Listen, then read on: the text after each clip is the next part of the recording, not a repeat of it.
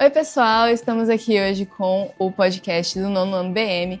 Hoje a gente vai ter aqui uma convidada muito especial, o nome dela é Rita Queiroz, é uma artista plástica rondoniense que tem mais de 50 anos de carreira. Ela recebeu muitas premiações já, e o legal é que ela ainda continua na ativa mesmo depois de completar seus 88 anos. E recentemente ela recebeu a premiação ela recebeu o título de Mestra da Cultura pela Seja o Céu. Ela também foi inaugurada a Galeria de Artes Rita Queiroz no Sesc. Oi? Sesc. No Sesc, no Centro Cultural do Sesc. E ela também recebeu a comenda Madeira Mamoré pela Prefeitura de Porto Velho. Bom, eu vou começar com a primeira pergunta e vamos lá. Bom, Rita, a gente sabe que você nasceu em Bom Será, margem do Rio Madeira, em 2 de dezembro de 1936. Como é que foi crescer nesse ambiente e ele te incentivou em alguma coisa a entrar na arte? Antes de tudo, eu agradeço me terem me convidado, porque a minha vida começou de 7 anos de idade dentro de colégio interno das freiras. E depois eu saí para dar aula com 18 anos no Beiradão. Então, daí para cá, eu vivi minha vida, nasci no Beiradão, que eu chamo, né, que é a Ribeirinha. E, para mim, eu acho que todo mundo, quando nasce, já vem com uma maneira de fazer alguma coisa pelo mundo. E eu já vim com isso, era o que eu tinha para dar. Né? Aí meu pai era seringalista, minha mãe era beiradeira, e eu vivi amando e conversando com as árvores. E com o rio, que é meu santuário sagrado.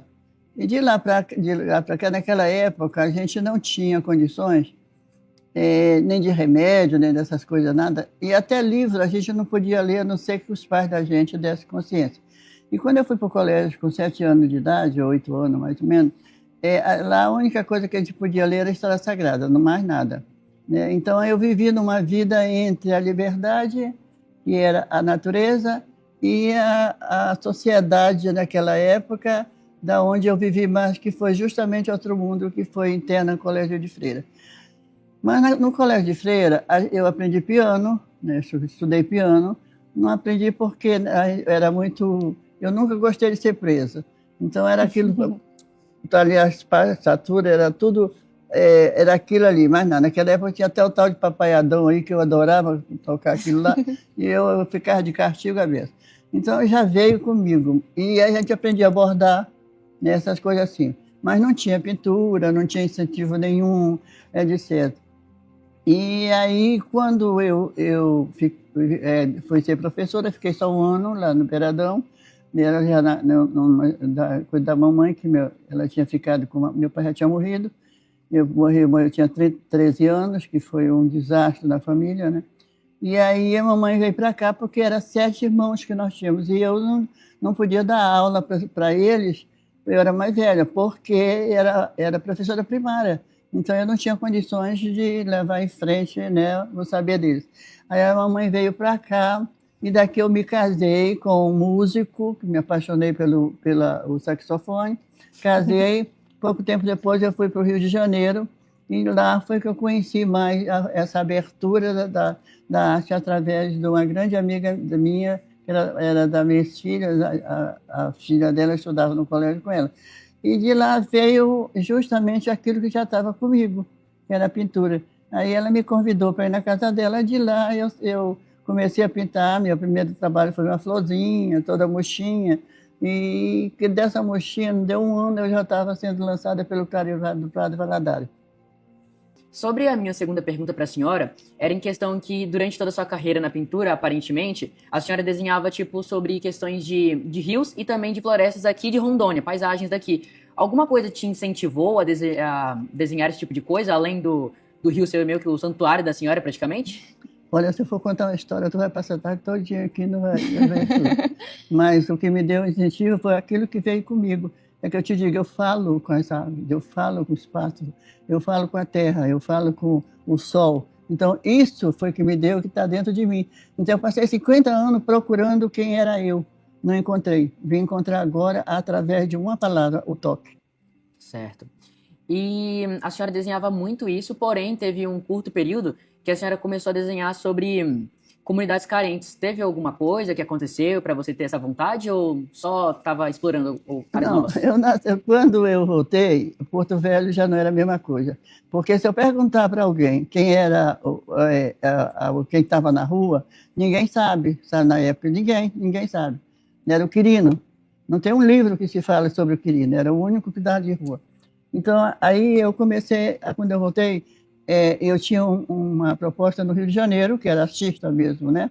Então, lá você ia de sapato alto, meu marido tinha dinheiro, aquela coisa toda. E quando eu cheguei aqui, a minha proposta era justamente trazer aquilo que eu tinha ganho, aprendido, para levar para o meu povo. E aí eu vi que não adiantava mais eu estar daquele jeito. Aí eu busquei outra maneira, o que tirar meu sapato alto e botar o pé no chão e correr para esse lado. Aí eu comecei a buscar os artistas que existiam na época, em todos os segmentos culturais, e aí eu comecei a buscar, que era muito pouco, já os que tinham aqui, né? Era mais da parte do teatro, que era o Jango, que ninguém fala mais nele, e aí, eu sou muito linguaruda, viu? E aí eu voltei a buscar as comunidades. Então, nós partimos a trabalhar primeiro pelas praças, junto com o governo. Depois o Jogos fez um projeto muito bonito, Urucum, que era na beira do rio, passou muito tempo. E depois nós fomos para as escolas pobres, onde era lá para dentro, mais longe. E aí começamos a trabalhar justamente nas comunidades carentes. Aí eu fui indo, eu fiquei praticamente só, mas sempre tinha uma pessoa comigo, né? Aí eu trabalhei em tudo, desde o leprosário, naquela época era chamado leprosário ainda, trabalhei nas crianças Chiracola, trabalhei no hospital de base, trabalhei com o Joelinha Abandonado, trabalhei com tudo que podia imaginar, todas as partes carentes da cidade conhecem Rita Queiroz, porque eu trabalhei junto. Na época era tudo que eu ganhava, minhas filhas estudando, fazendo faculdade no Rio, mas o que me sobrava eu ia fazer meu trabalho social. Até que chegou aí os artistas, já começou muitos artistas, né? Porque eu fazia minhas exposições fora. Aí nós chegamos à Casa de Cultura Ivan Marrocos. Então aí começou os artistas a fazer exposição e estamos aonde estamos hoje, graças a Deus. Entendi. Uma das coleções mais famosas da senhora, uma das no caso, né? É As Lendas da Amazônia, se eu não estiver enganado.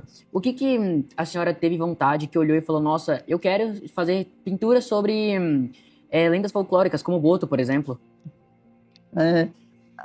A mata, a água, o próprio frio, tudo existe uma lenda. Tudo dentro da Amazônia, ela é encantada, ela tem uma lenda. E aí eu chamo história que o povo conta. Quando eu era pequena, eu não tinha essas coisas assim de televisão, então minha mãe costumava fazer um trabalho de chamar aquela senhora para contar a história. Então, dali para frente, elas contavam a história do Boto, contavam a história deles mesmos, a história que o povo conta. Aí eu cresci, fui embora, né, com aquilo, mas me esqueci. Quando eu voltei, o doutor Arito Pena Pinheiro, que você deve conhecer, que era o pai da Ieda, disse para mim assim, olha, Rita, se eu fosse artista, eu pintaria as lendas da Amazônia. Aí eu me lembrei das histórias que o povo conta, de pô, mas eu já esqueci, com tanta coisa do Rio e outros cantos, eu acabei. Aí ele andou me contando algumas histórias, aí eu voltei para minha terra, lá para Beiradão, em Jardim Santa Catarina, e lá eu comecei a fazer pesquisa. Então aí eu fui, tudo quanto eu pesquisei, eu consegui pintar, porque eu tenho o dom de fechar o olho e não é ver, mas sentir, entendeu? O cara conta uma história, eu fecho meu olho e faço aquela coisa, eu vagueio um pouco. Aí comecei a criar. Você vê que ali faz tudo criação, não tinha no livro, não tinha ninguém. O Boto já era conhecido, muito conhecido, porque o Boto, agora, o Boto é uma história desde a época dos coronéis de Barranco, né? Agora, o Cobra Norato também é do Rio, mas já é diferente, já é um homem. É como se fosse duas pessoas, uma é bem... Sabe o que é? Gosta do bar, gosta de namorar, gosta de ter, que é o outro, é bem safadão. E o Cobra Norato é aquele homem que só tem uma mulher, que ama, aquela coisa toda. Então, eu vivi muito com as lendas. E as lendas, ela tem um chama tão grande em todo mundo. Então, aonde eu naveguei com as lendas foi uma loucura, né, das lendas. E foi algo muito especial. E falta muitas lendas para ser contadas. Espero que ainda um artista tenha coragem de fazer uma pesquisa e ver o que nós temos de belo, de lindo dentro da Amazônia. Entendi. Agora a gente vai para a Gabriela fazer a pergunta para a senhora. E me passa um copo de água aí também. Aqui. Papel. Sim, senhora, aqui está Muito sua obrigado. água. Deixar a nossa querida convidada beber uma aguinha também, né? Depois de falar. Aí, vamos lá. A pergunta, saindo um pouco desse tema mais do passado, vamos aqui falar um pouco sobre... Bom, além do seu trabalho artístico, né, sobre as pinturas, as esculturas que a senhora já fez, você também desenvolveu vários projetos socioculturais, né? Como o Andanças das Lendas pelo Rio Madeira, perdão. E também teve o Ponto de Cultura, Arte e Vida Rio Madeira, certo? A senhora pode falar pra gente como que a arte e a ação social se encontram no seu trabalho? Olha, eu acho que a arte ela é um todo, ela é vida. Ela muda as pessoas. Ela muda a tua maneira de olhar, de pensar, de observar. A arte tem vida. É como se fosse uma coisa assim que você amasse, que viesse de dentro de você. Ela te traz uma maneira diferente de viver, de olhar, de pensar. Então, quando eu levei a arte, principalmente as crianças de rua, foi a coisa mais foi a coisa mais interessante da minha vida, porque eu consegui tirar criança da rua. Um dia desse eu encontrei um rapaz aí casado com 3 filhos, aí não conhecia mais, né, porque ele era pequeno. Aí ele disse: "Ela me conhece?" Eu digo: "Não." Aí ele disse: "Pois eu sou uma do que a senhora tirou da rua." Quer dizer, então, ele chegou perto de mim com cheiro a cola mesmo, na época da catedral. Então, ela muda. Se você souber levar a arte como um todo, como alguma coisa para te valorizar, para buscar o que você tem de bom, automaticamente nunca poderia tirar a arte junto da educação, jamais. Interessante. Bom, a próxima pergunta, Rita, olhando para tudo que a senhora construiu até hoje, ao longo da sua carreira, ao longo da sua história, da sua trajetória, como que a senhora enxerga o futuro rondoniense, futuro da arte rondoniense e amazônica? E qual é o legado que a senhora gostaria de deixar para esses novos artistas dessa região? Olha, eu no início, eu me decepcionei muito, porque quem sabe da minha vida, lá no museu, tem 1.500 fotos e 1.500 jornais. Se você olhar, tem mais briga do que ajudado, porque a minha vida toda foi brigando com o governo, com tudo, por causa justamente dessa coisa tão diferente, né, que é a arte com a própria educação, com a vida das pessoas, etc. Mas você perguntou o que no final? Eu perguntei que... deixa eu ver aqui, perdão. Olhando para tudo que você construiu até hoje, ao longo da sua trajetória, como que... o que você espera, assim, da arte rondoniense? Então eu me decepcionei um pouco, mas depois que eu pesquisei, que eu estava sempre atrás também de saber quem era eu descobri no final, né, agora. E aí eu vejo que a arte muda tudo, é tudo na vida da pessoa. E uma coisa interessante também é que eu fiz um projeto que você perguntou também, que foi um projeto dos mais fortes que eu fiz, que eu achava que eu tinha que fazer, mas nessa época já foi diferente, porque tinha o do governo. Então você entrava, né, na coisa e fazia um projeto, se você passasse, você tinha um dinheiro suficiente para fazer aquele projeto. E eu ganhei esse projeto que estavam fazendo aqui, que era muito, muito bom. Aí eu chamei Arte e Vida Rio Madeira. Aí fui para lá. Só que lá era muito pobre, não tinha nada. E era caranguejeira, era cobra, era tudo que podia imaginar. Mas eu consegui fazer um barracão, porque ele não fazia coisa. Barracão é um casarão grande.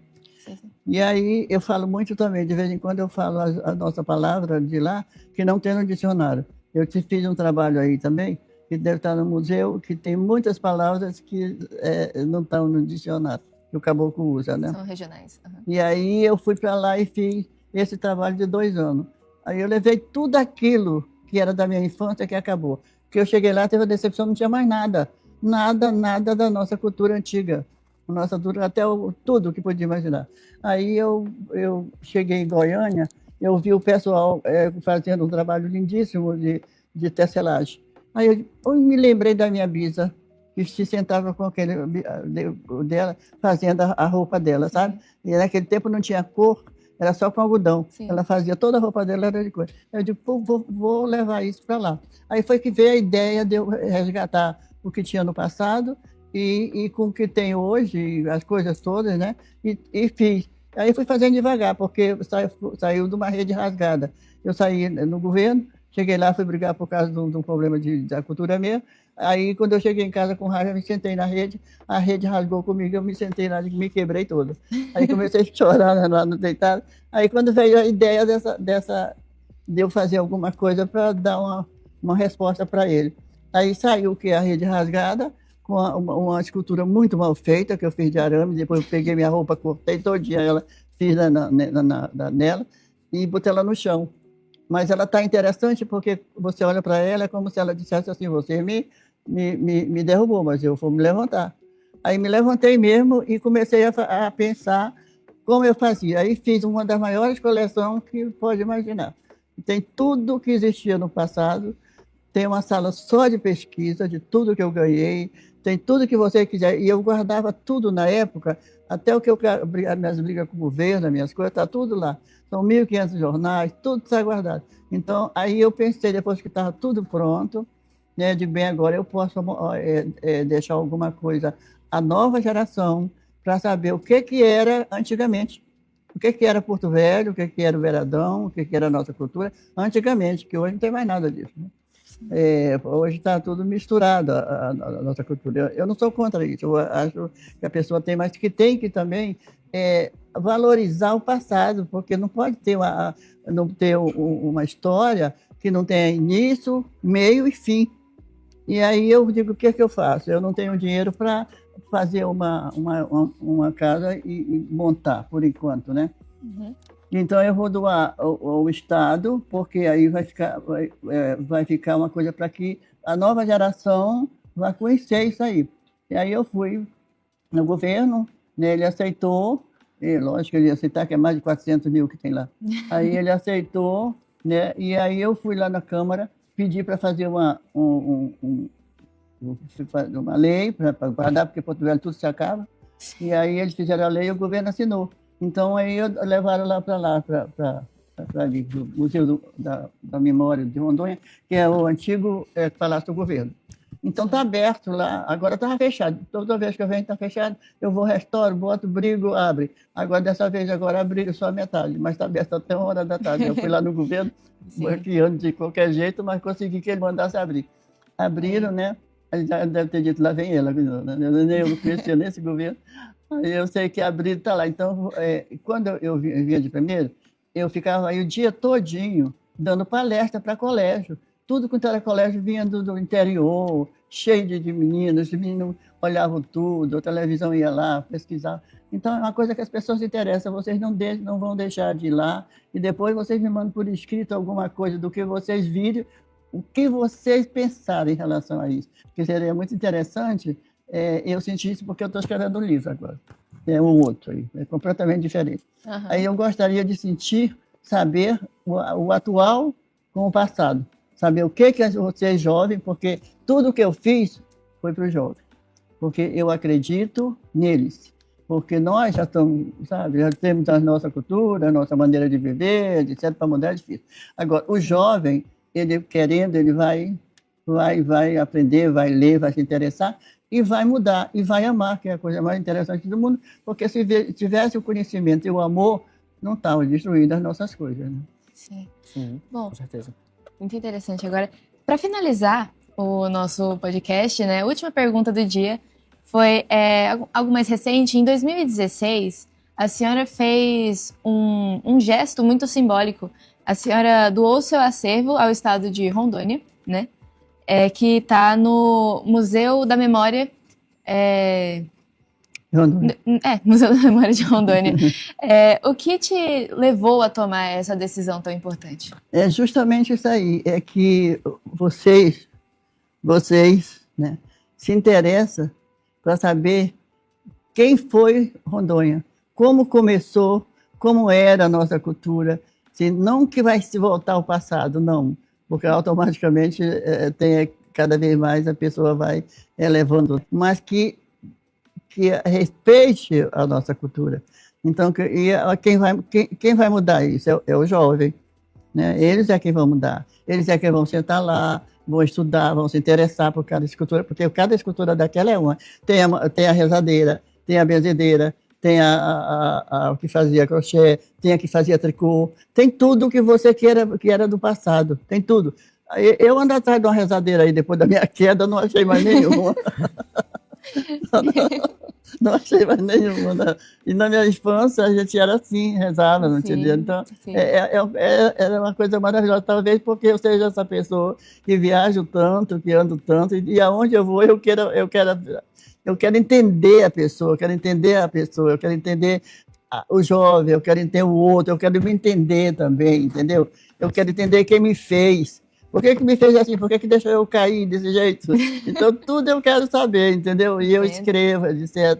Então, eu tive um relacionamento enorme, onde eu vou, eu vou para uma exposição, eu não vou fazer a exposição, se eu fizesse, eu estava de sapato alto, andando nas exposições por aí toda, mas o que eu quero é conhecer a pessoa, conhecer o mundo, conhecer a vida e conhecer um futuro. Nossa, o que vai ser de vocês no futuro? Eu sei que a minha vida eu já sei o que é já. Mas vocês, gente, pelo amor de Deus, que estão começando, é que eu quero saber. E gostaria que vocês tivessem um mundo completamente melhor do que esse hoje. Muito obrigado por participar hoje. Foi excelente ter a companhia da senhora para responder as perguntas, até porque a gente não sabia de muitas coisas de Rondônia que agora a gente está sabendo depois do podcast. Mas é isso. Muito obrigado pela sua participação. E obrigado, gente. Adeus. Falou.